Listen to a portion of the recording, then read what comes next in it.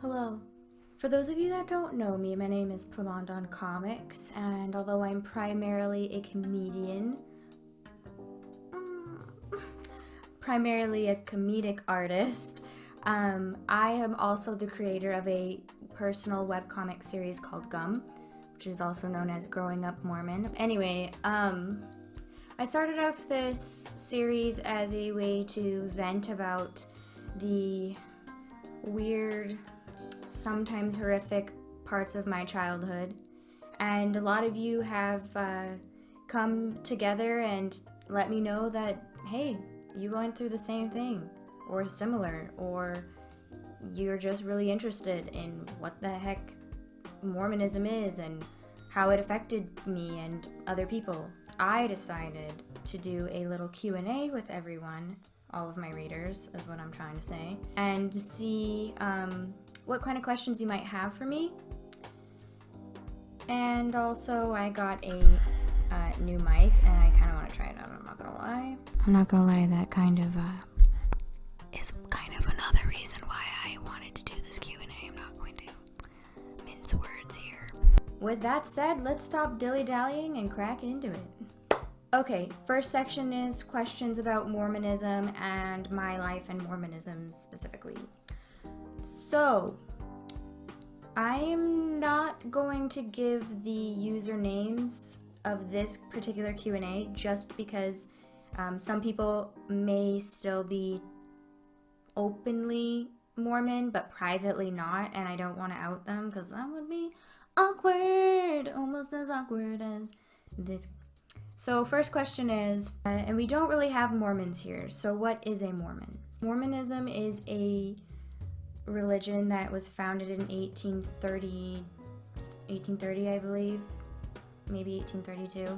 Anyways, the difference between this religion and a lot of other Christian religions, because I forgot to say that this is a Christian religion, that they have living prophets, which means that they believe that they're getting revelation currently and not just from the Bible, and that there are prophets like Noah and Adam and what are the other ones? Solomon and all of the other prophets. They believe that they are currently prophets today, and they're always old and they're always white and they're always sexist. Another question: what's the difference between the temple and a chapel, and what specific things take place at the temple? I'm not trying to be sacrilegious and I'm not trying to be disrespectful here, so I'm not going to go into it too much because I don't want to cause an uproar. However, the difference between a temple and a church is where everyone comes together on Sundays, as well as for like youth group and just activities. But the temple is like a big, expensive, really expensive building that's more sacred because you have to pay 10% of your income to get into it. But more than that, they have like ceremonies in that temple that are sacred to them, like they're called the endowments and sealings and initiatories, and I won't get into them too much. I will say they're heavily influenced by Masonry, like Freemasons. The symbols and the what are they called? Ceremonies. The ceremonies. The ceremonies that they perform are, in some cases, identical. Any Mormon beliefs that you still hold on to or practice. I'm still a huge hoarder of food for when the apocalypse happens. I don't believe Jesus is coming though, so it's a lot more depressing. I do still like to be prepared in case something bad happens, and I try to take care of my body. I do definitely still hold on to that. Did your ward have a holier than thou attitude? It just depended on which ward I was in. I noticed that Utah seems to struggle with that a lot more than like other parts of the country, in the States and in Canada.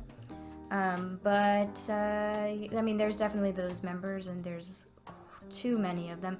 But I feel like they're chilling out a little bit. I don't know. I feel like people are a lot less condescending to me than I used to when I was Mormon. So, I don't know. Did you ever have any positive moments in the Mormon faith? Or was it more like you saw that you didn't fit in? So I can see how this would be a misconception that I didn't fit in.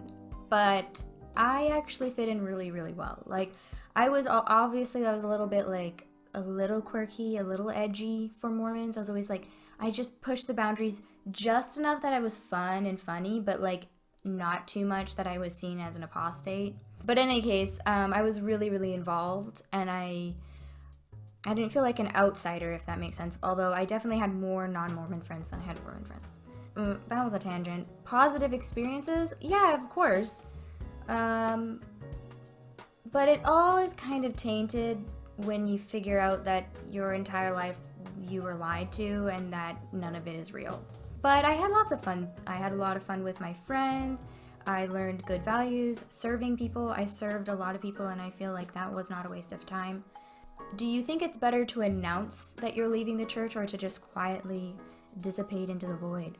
I think it's up to the person. I really don't think coming out in this case is so much for the public as it is for the individual. If you need to do it in order to feel good about your decision and in order to move on, then do it. Even if it's going to cause contention with some people, I think that you should just do it because that's their problem. As long as you're not being a dick about it, if you need to do it, then don't. I personally am not going to come out. I mean, I'm sure people will find out. I'm pretty sure people already know that I'm not Mormon anymore, at least faith-wise, but I'm not planning on like making an official, hey, I resigned kind of thing within my personal life. Obviously, I've made it quite official within this scope. Any pedophilic stories? Not quite sure what that question was about. It was a little off-putting and weird. If you mean like within the church, I was never molested by anyone I don't have any personal pedophilic stories. Do I know? I mean, there's a lot of pedophilia within most religions. If you're religious, keep your eyes out for that and watch your children. And just because, Joe down the street or Betty down the street is, also Christian or whatever, doesn't mean that they won't diddle your kids. I mean, technically, the founder, Joseph Smith, was married to two 14-year-olds, so there's a pedophilic story for you right there. What was your breaking point when you finally decided Mormonism wasn't for you? I didn't have like a breaking point. It was a long span of time, and that's kind of what G.U.M is about, and what G.U.M shows is like I was being like chipped at. My natural moral compass and my natural way of being and who I am and how I feel was always kind of it was behind this guild that was Mormonism, and it was slowly chipping over time. And I fought against it for a long time. I think my Mormon mission, is what kind of subconsciously made me break, but it took me over a year to realize that I had already kind of checked out with Mormonism. Have you looked into religious trauma syndrome? And if you have, what was your reaction? No. And I probably should have looked it up because I've looked at all of these questions in advance, but I didn't. I'm assuming, though, that it's, trauma from religion, and I believe that's real, and I believe that happens, and I'm sure it's happened to me, and it happens to me. For a long time, I'd get nightmares about having to go back on a mission. I still get panic attacks thinking about going into a Mormon church, and I had panic attacks on my mission going to church and afterward. There you go. Probably am affected by this syndrome myself. I think a lot of people are. I don't think everyone is, but yeah. Have you ever been a part of any other religion, and would you consider being a part of another religion? I've never been a part of another religion officially, and I never will. I like a lot of different religions. I like a lot of different faiths, including Christianity. But I would never ascribe myself to a specific religion because once you've kind of had your life controlled by religion and then realized it was all a sham and that you've been taken advantage of for your entire existence, you're kind of not just weary, but just kind of, I mean, for me personally, I'm done with it. But I truly don't believe a single person on this planet knows what's going to happen to us after we die. So I'm just going to roll the dice and be a good person and hope that does it. After deciding to leave, did you partake in alcohol, weed, cigarettes, caffeine out of curiosity?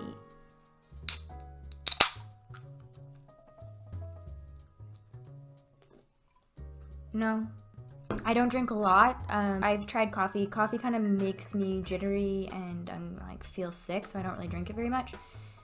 I've never tried weed, and I've never smoked cigarettes, and I've never done any sort of illicit drug. I've only, taken my ADHD meds, so. Questions about gum specifically. Seriously, buy my merch, please. Do you think that gum is a form of therapy for you? That was the intention all along, was for me to put these memories into something tangible and then hopefully be able to let them go. And I didn't know if it was going to work or not, but it really did. But we could blame that on the cider. What pushed you to share your experiences of gum on a public platform? Well, when I started sharing gum online, it was not as public of a platform. I only had 200 followers or something like that. It wasn't my intention to become famous or to become gain followers or to, get some sort of notoriety over gum. It was always my intention to share my experiences. And my hope, though, in the back of my mind was that people who have gone through the same thing would see it and we could validate what we've gone through. I just realized I've been looking at the wrong area this whole time, so sorry about that. I'm super profesh. It was really great and gratifying to see that other people have experienced the same thing that I had, and that I was in fact being gaslighted and that I was not crazy. What was the most emotional gum to make? Probably the one either about polygamy or the one about when I said that I was dating a non-Mormon who was not of my race, and I was told by that person that that's super disappointing because I was a returned missionary. Those are both really insane things to go through, and they were really especially the second memory comes from someone that I really respected and looked up to, and so that was really rather hurtful and difficult to process.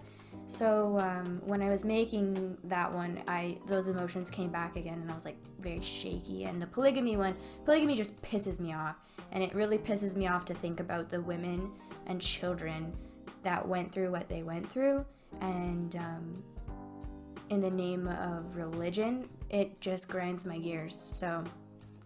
And it grinds my gears that people defend it to this day. That really pisses me off. So please don't do that in the comments. I will roast you. Did it start, this is a weird question, did it start as Growing Up Mormon or used Gum Thing for the name?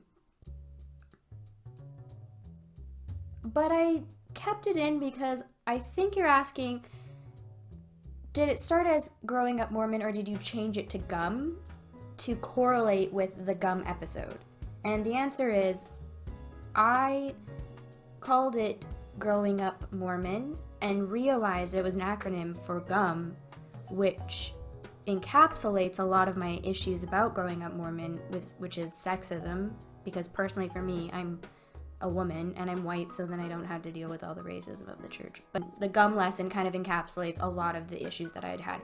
Basically, the gum lesson is that if you have sex before marriage, you're chewed gum, and nobody wants to chew chewed gum. It's a disgusting lesson, and it's kind of fucked up that you would tell a 12-year-old that, but I guess that's none of my business. So yeah, I quickly figured out that GUM was an acronym for, or Growing Up Mormon was an acronym for GUM, and put it together like within the first episode. The last section, just a couple more questions, is about advice. Specifically, I believe about moving on. So, how do you healthily process your anger and frustrations with the church? So this is a great question because I feel like that was like the big thing about GUM. I was so angry and I kept seeing all of this really bad news, you know, bishops molesting kids and sex trafficking people, and the church is covering up this and that, and the church is owns $32 billion worth of stock and just money, and they don't have to pay taxes for it, and they don't have to disclose any of their finances. And I'd get pissed, and I'd get more pissed, and I'd get more pissed, and I just knew that I needed to let it out somehow. So now that I've made it all about me, let's take it back to you. I'd say maybe journal or draw like I did. Talk about it with someone who's going to understand you and validate you and isn't going to try to shame or gaslight or just generally doesn't care. That's like the main thing, and to make sure that you focus on moving on, because you can't go back and you can't change the past and you can't really change what's happening big, broad scale with the church. So it's best to focus on living your best life. Oh God. This one is, I'm LDS wanting to leave.